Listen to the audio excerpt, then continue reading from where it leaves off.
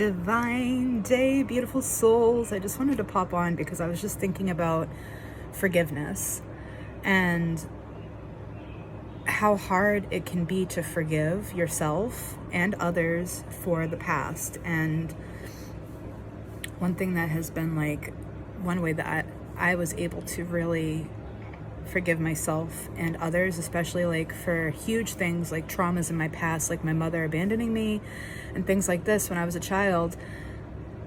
It wasn't until I learned about soul contracts that it really started to sink in that we're on a divine mission, and that before we come here we make these agreements with people that we will go through certain events, that certain things will happen. And these major life events are to shape us into who we were born to be, because we are on a soul mission. We are the universe perceiving itself. We are the consciousness evolving and returning back to oneness. We are consciousness playing. So it's before we come here, we make these soul contracts of certain life events that are going to happen, and certain people that we're going to meet up with in this lifetime that are going to do certain things, and we're going to do certain things. Okay, with that being said, your children choose you.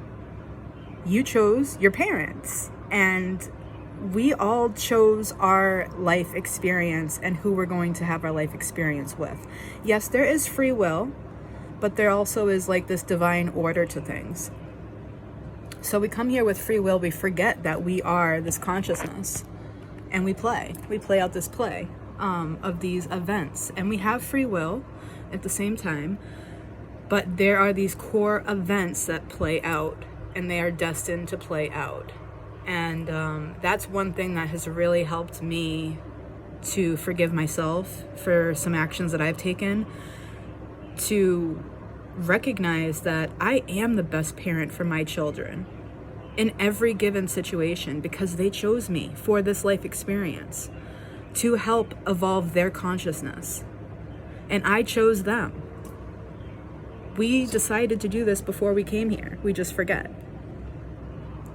And so when you think about these really horrible life events that are happening, it's preordained and destined to happen.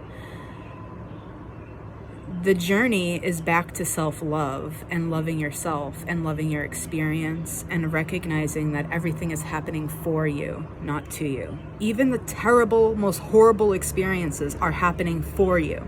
And I know it's really hard to put that into perspective, because how could you say that? How could you say that? My son died. How could you say that that happened for a reason? It's all to bring us back to ourselves in greater awareness, and to help us consciously evolve each of our experiences. So regardless of how bad it looked, regardless of what happened, you are having your life experience the way that it's supposed to happen. And when you tap into this, it's a lot easier to forgive people. It's a lot easier to move on and not hold on to those little things, because you recognize that everything is happening for a divine reason. Whether we consciously understand it or not on a human level is beyond us. This is the reality of our experience, and it's just returning us to love. Every single experience that we are experiencing is here to help us return to love, to help us return to wholeness, to help us return to the truth, which is love. Sending you so much love.